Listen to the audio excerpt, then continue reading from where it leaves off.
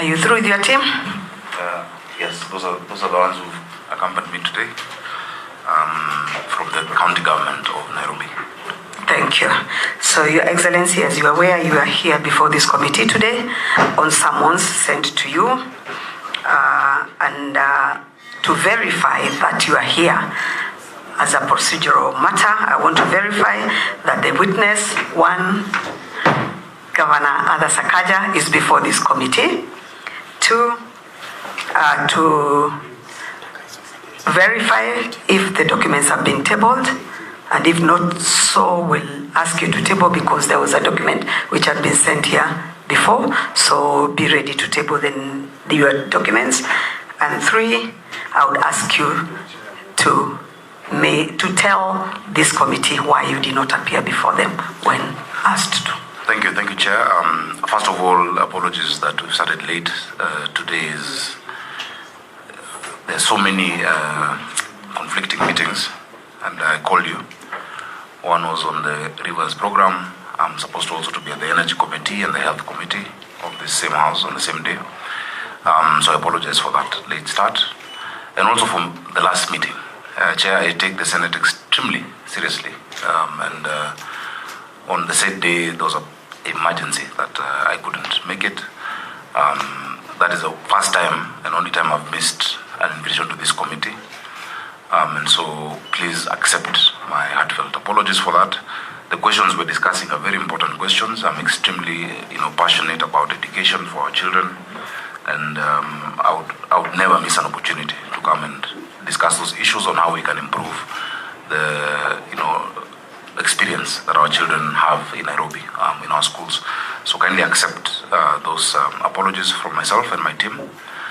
The responses have been sent, and I can also table further what I have with me, an assigned response to the committee, Chair. Honorable Senators? Yes, Senator Vice Chair? Oh, I thought you will comment on his. Okay, you can go ahead and table your document. Yeah, these are the responses.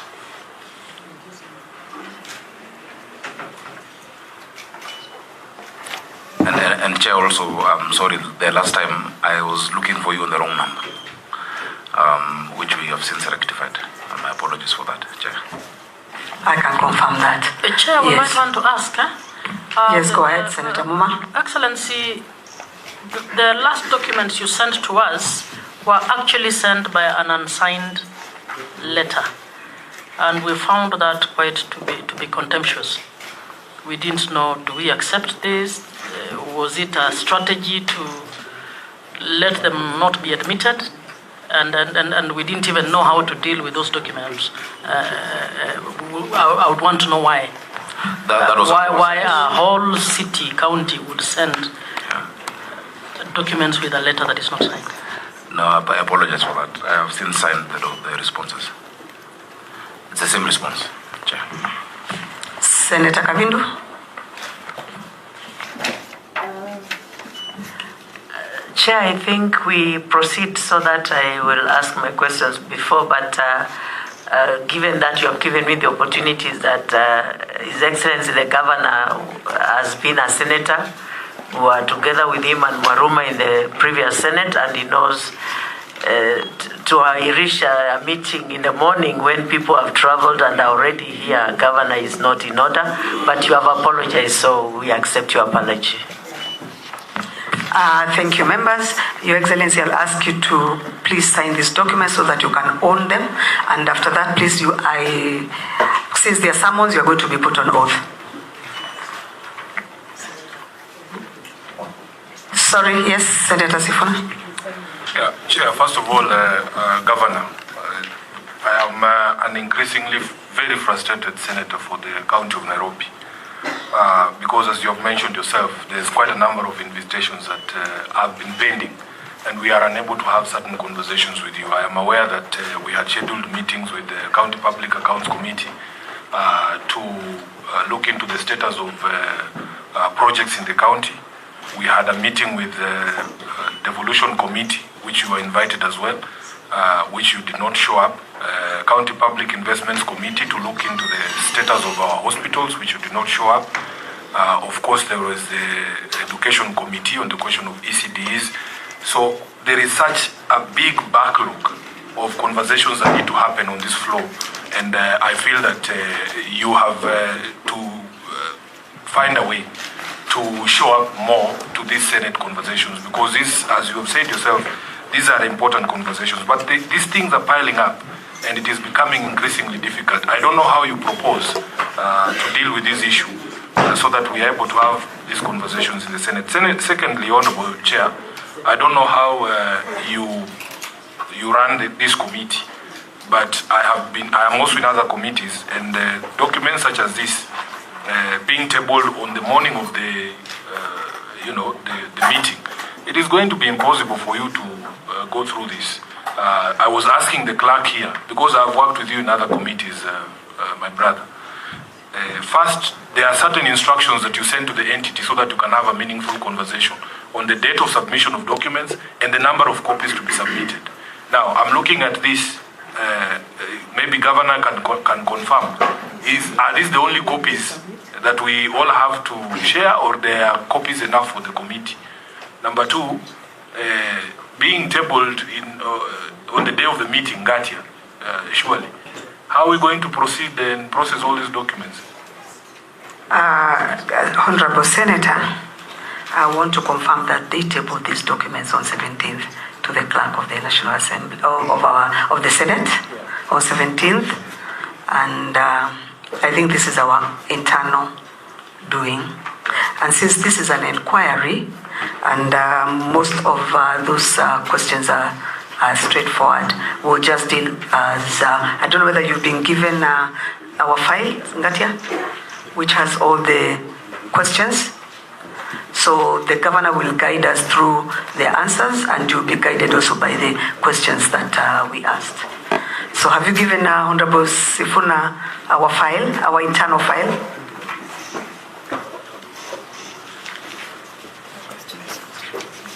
That is the set of the questions we asked. So I will now ask the governor to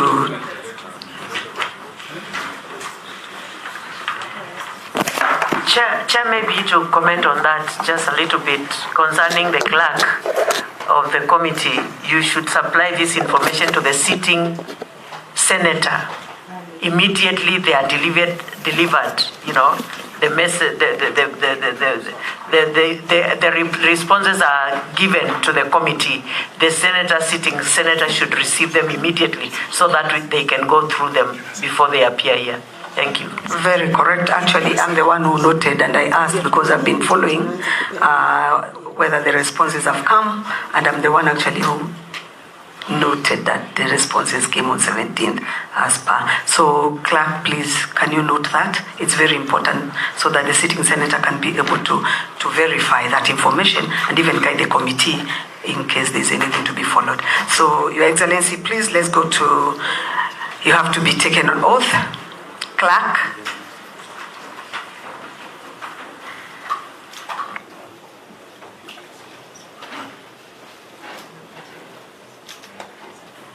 Thank you. I don't know, how did you know I'm a Christian? I, Sakaja Arthur Johnson, do solemnly swear that the evidence, that I shall give before this committee in respect of the matters before the committee shall be the truth, the whole truth, and nothing but the truth. So help me God. Thank you. Thank you. Your Excellency, now let's go straight to the inquiry and lead us in your responses. Thank you. Thank you, Chair. I take your direction and I note the concerns that have been raised.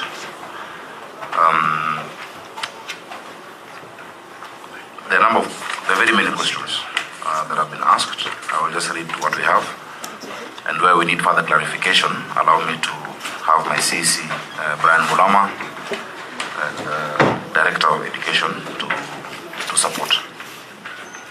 The first question, Chair, is a list of public and private ECD centers indicating enrollment of the learners disaggregated by gender in PP1 and PP2 and by sub-county, a number of teachers by ECD center. Chair, we have 230 public ECD centers. with an enrollment of 32,135 and 967 teachers.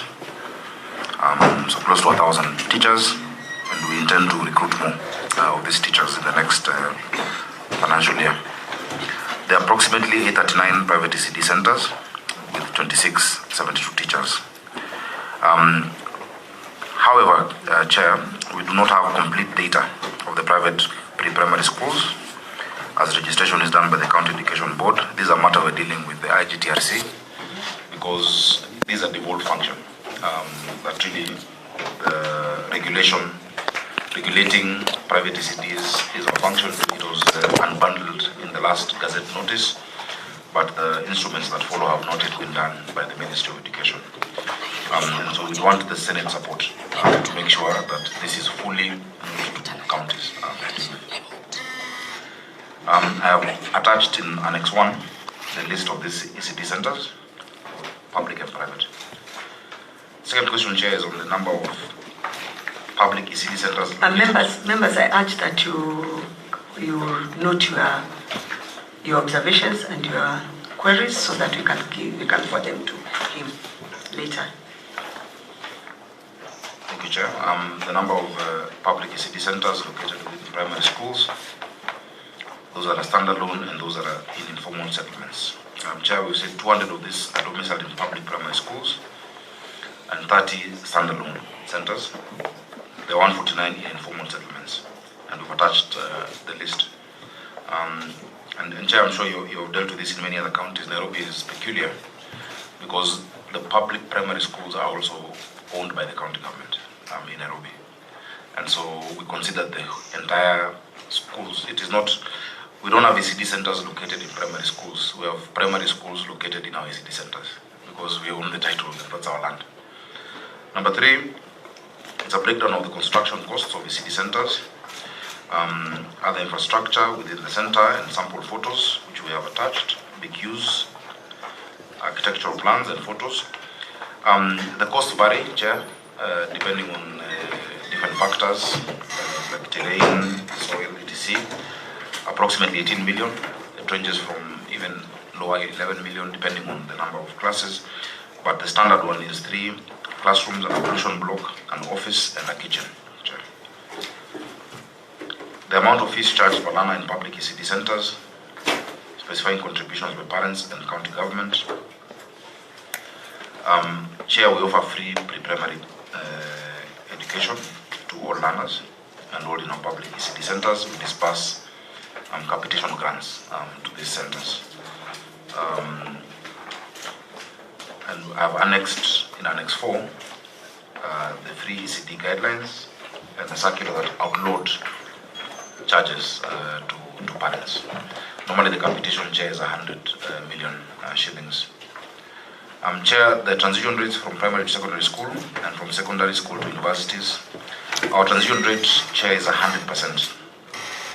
We have full transition, and we even have more children joining from other centers into our primary schools. We do not have the transition from primary to secondary schools officially, but I know it's also 100% in Nairobi because the secondary schools are fewer than the primary schools. But that's a mandate of the national government. Number 6 is the comprehensive details on teachers, the number per center, the qualifications, cadres, pay structure, salaries, terms of employment, teacher-pupil ratio, by ECD center. Clarify the teachers employed by parents, prioritize and transitioned to the county payroll during recruitment, indicating details of any refresher, retooling conducted for pedagogical skills development. Chair, all the pre-primary school teachers are employed by the county government under permanent and pensionable terms. Certificate holders employed at job group G, while diploma teachers are at job group H as per the ECD teacher scheme of service. Currently, Chair, the teacher-pupil ratio is 1:33. Our goal ideally is for it to be 1:25. Volunteer teachers who are working in public ECD centers were prioritized during the last recruitment of 2022. Continuous teacher development programs have been ongoing where teachers are retooled on various topics. Chair, I've annexed the list of the employed ECD teachers and also the continuous teacher development programs in Annex 5. Budgetary allocation and actual expenditure in the education sector since the 2022-23 financial year to date, specifying allocations for development and current votes for ECD, county vocational training, county bursaries and scholarships. Chair, I have also attached that. In 2022-23, the total was 2.3 billion, followed by 2 billion in the following year and 2.312 in 2024-25, both recurrent and development. In 2024-25, it was $500 million in development because we're building more classrooms. We need a serious shortage of classrooms in Nairobi. And the other numbers are there. And the current, of course, is the highest cost at 1.8 billion. And the actual expenditure is also attached.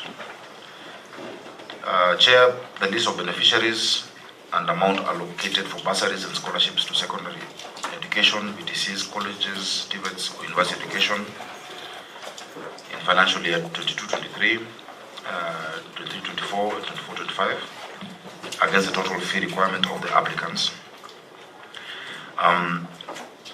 Chair, in the last financial year, we've had a challenge with the control of budget on the issue of bursaries and scholarships, and so there was no expenditure on that.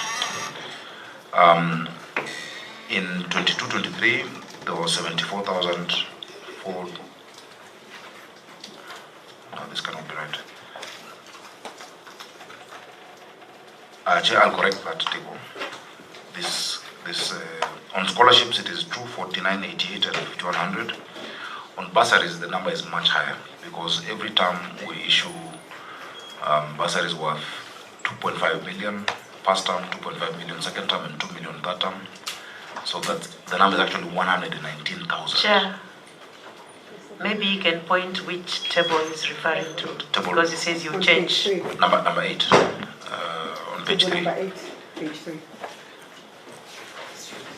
Number 8 on the word bursary. And I asked him to correct. Because Chair, what happens in the bursaries? There is a figure you have mentioned that is not on page 3. Yeah, that's what I'm saying. I need to correct That's what it. she's looking for. Yes. We are looking for those other figures of 2 point something billion. That is the table above, Chair, in terms of the total. So he'll correct that and then before we finish it.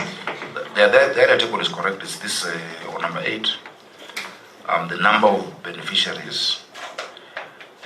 Chair, let me explain. The number of checks can be this 69,433, but it's not the same beneficiary. When you issue the bursaries, it is based on those who come and apply and are given the word bursaries. And so many times you find that it is different. First term, these students might get, second term, a different set, third term. But the scholarship is specific students who are supported from Form 1 to Form 4. And that's a specific number. And so currently the 5,100 of them on our scholarship. We've had that challenge. Yesterday we had a meeting with the Control of Budget as the Council of Governors. There are certain requirements the Control of Budget asked for counties, including an intergovernmental agreement.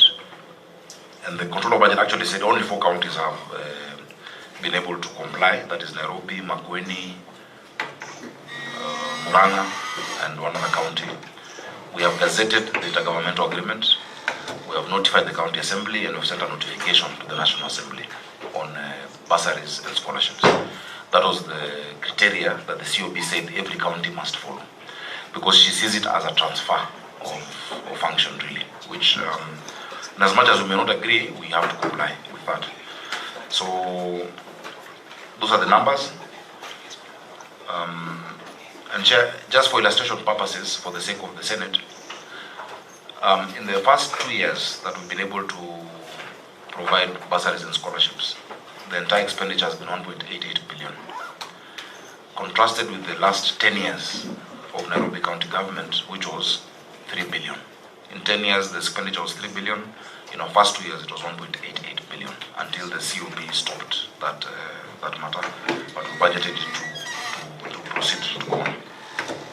Number 9 is details when the last quality assessment of ECD centers, both private and public, were conducted. Quality assessment of ECD centers, Chair, is a continuous exercise. In the year 2025, the assessment has so far been done to 220 of these schools, the public schools, and 77 private pre-primary schools. We've attached samples of the quality assurance reports of both public and private. Chair, the next question is on details on the school feeding program, specifying nutrition components, feeding frequency, beneficiary centers, costs, sponsorship sources, and to analyze trends, enrollment trends since the start of the program. Chair, in a brief summary, this program that we run covers all our public schools, both pre-primary and primary schools. We have 316,000 beneficiaries of this program that get a meal each and every single day, Chair. The nutritional components of the school meal is carbohydrates, which is rice, protein sources of legumes, beans and green grams, vitamin A-rich vegetables, other vegetable cabbages, fortified oil, iodized salt. Once in a while there is meat in the diet, and of course other condiments and fruits. Chair. The feeding frequency is every day. For the pre-primary, we start with the fortified porridge, the mid-morning snack, and then the hot lunch, which we must make sure is hot, Chair. That is a dish in a county meal. The beneficiary ECD centers is 31 public ECD centers. Cost per meal every school day. The cost to the parent is 5 shillings, Chair. The breakdown is that there's a county subsidy of 25, a sponsorship source of 25, and the parent does 5, Chair. The enrollment trend since the start of the program, Chair, in ECD, enrollment increased by 29%. We had 27,100 learners, and in 2023 moved to 35,000. In primary schools, the enrollment increased by 40%, from 213,000 thereabout to 316. It actually went up by 40% in our primary schools, Chair.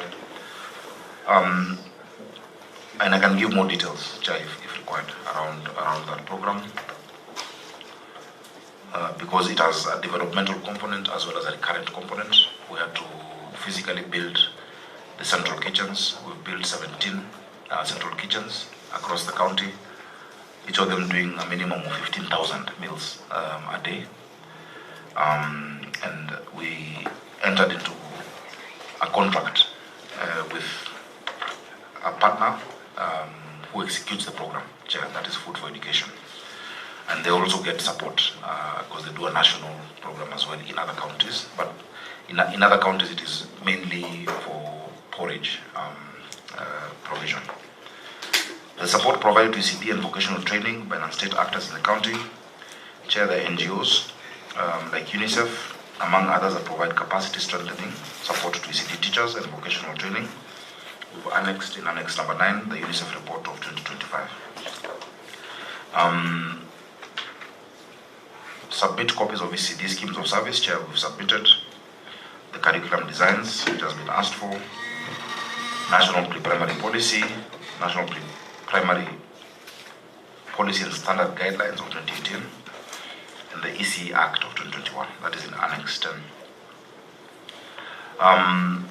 The number and locations of child daycare centers in the county categorized by public and private ownership.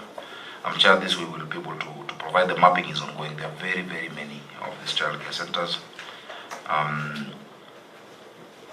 We'll provide the requested data once we complete the mapping exercise, Chair. The number of public libraries established in the county, the operational status of each library, staffing levels and qualifications of personnel managing the libraries. Just a moment, Governor. Yes. I think members, you agree that we first top of that, and then we can do the ECDE, then we can come to the libraries and VTCs. Members, please, are you ready to interrogate that information?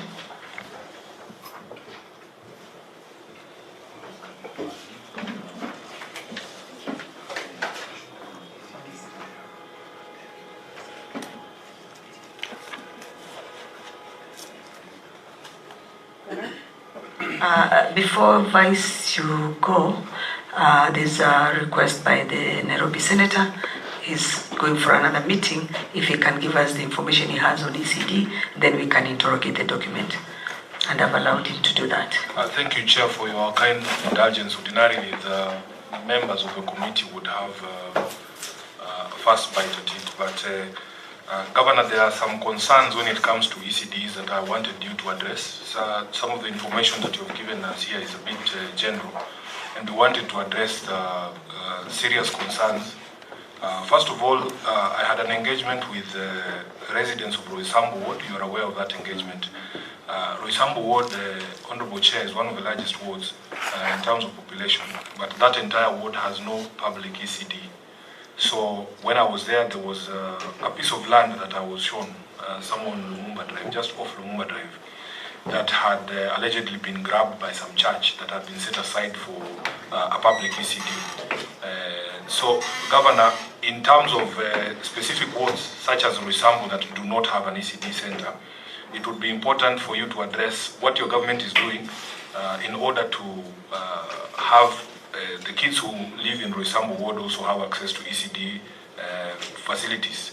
Secondly, Honorable Chair, I have 4 wards here that have only one ECD, despite having very large populations. In Kayole Central, we have one at Bondeni. I think it was put together in 2024. And you know the population in that area, Governor. Mihango Ward in Embakasi East, we have only one ECD. And then Ruai in Kasarani, which is, I think, the largest ward, has only one center, Honorable Chair, making it very difficult for many kids to access.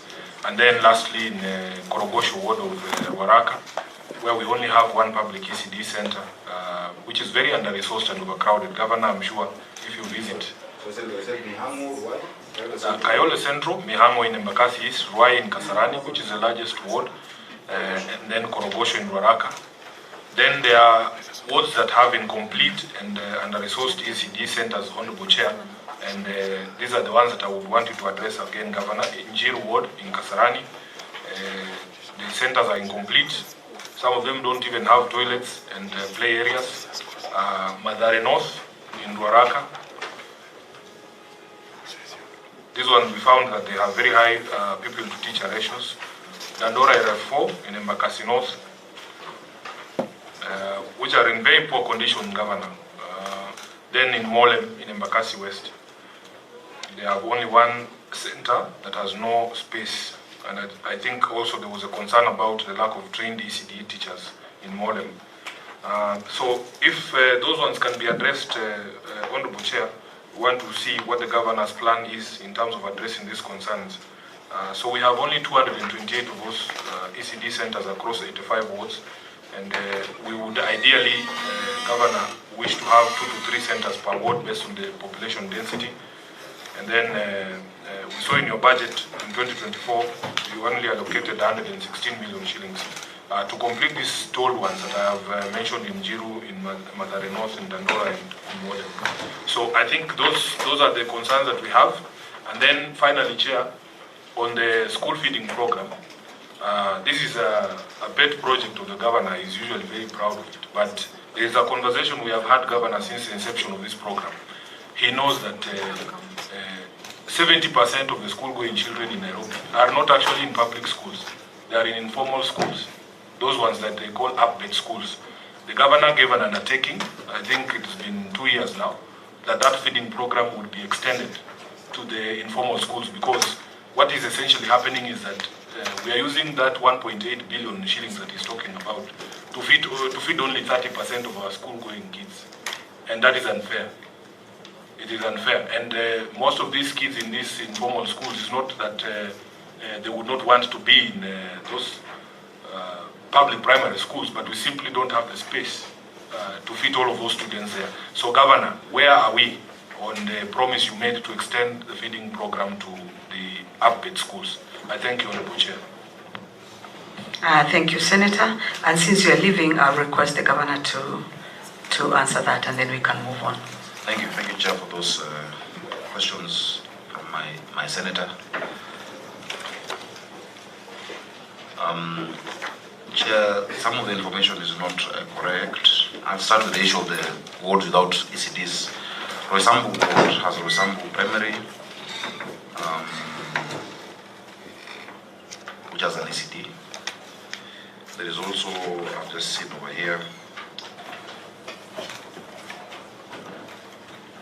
Marurui preschool is also in Roysambu ward.